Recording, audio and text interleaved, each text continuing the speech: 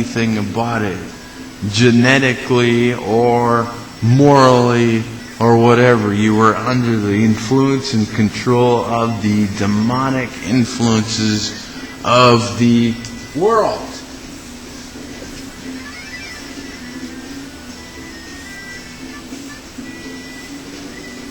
The principalities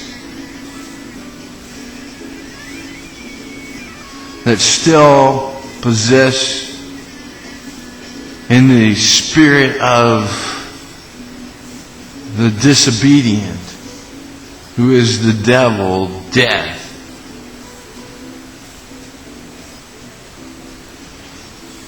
In other words, you were a basket case, you were a nut job, you were hopeless. But then Christ came along and laid down His life so you might have life, and elected you unto salvation and totally and radically transformed your direction in life. Now that doesn't mean you don't sin or make mistakes. And when we do a 1 John 1:9.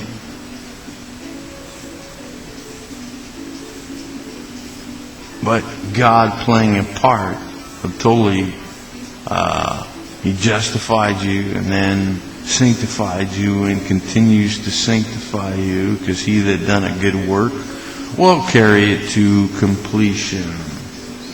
And you can give Him praise and glory for that fact,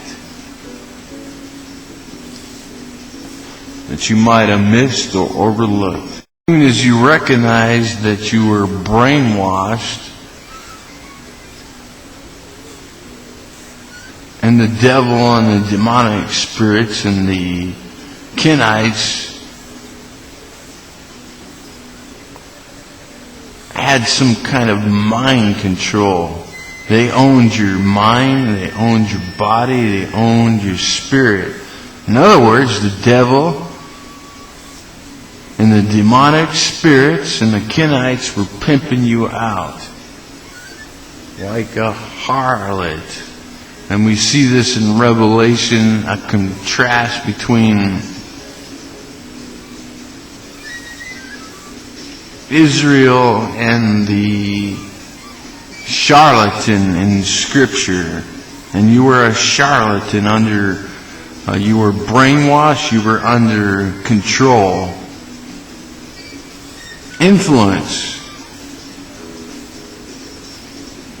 And as soon as you recognize that, the sooner you can be able to get on with your life and move forward and walk with the Lord and recognize that you were a mess, that you were totally and completely brainwashed. You did what the devil told you to do. You did what the Kenites told you to do. You did what the demonic spirits told you to do. And you were possessed with the demonic spirits of this world, because they are, Satan being the king, and the demonic spirits and the Kenites being Satan's soldiers and Satan's, slaves that do his bidding in this world, that was stolen by the devil when the fall took place, and this world belongs to Christ. And through the death, burial, and resurrection and ascension and reign of Christ, Satan will be kicked out and ran out, cleaned out, and this world will once again belong to God, who always belonged to God, because all souls belong to God.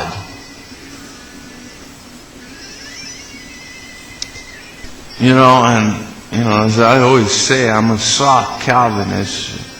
I couldn't actually get through life if I didn't believe that, because there's genetic factors and so forth.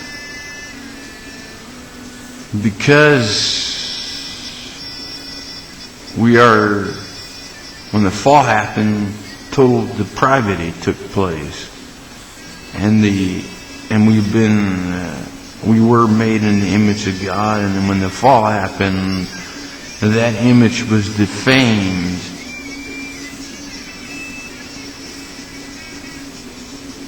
Through our free will of choice, we became slaves to sin and death and the devil. And there's absolutely nothing you can do. You are a loser. You were a mess. You were brainwashed. You were demonically influenced. You were possessed with the devil. You were worthless. You were a piece of crap. You're a piece of junk. Period.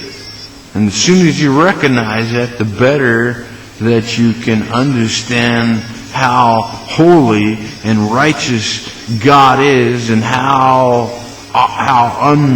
unholy and how wicked and sinful we are. God made Christ to be a sin who knew no sin, so we might become the righteousness of Christ. And so now we are standing in the righteousness of Christ. In other words, we're snow-covered dung, like Martin Luther said at one point in time.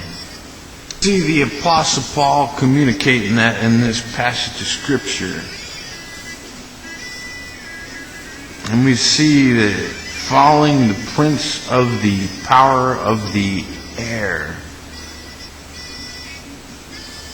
In other words, these demonic, Satan and these demonic influences are in the atmosphere.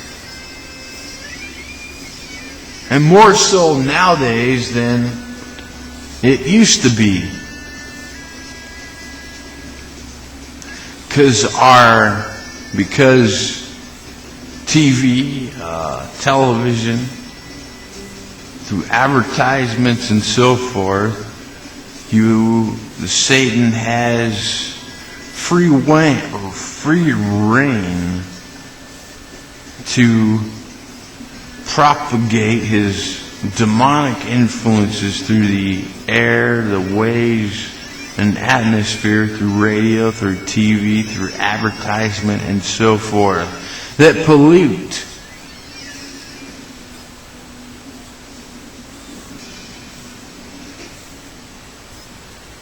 That bring forth destructive influences. As James says, that our tongue is like a fire, that curses or blessings can come out of our tongue. Tongue referring to language.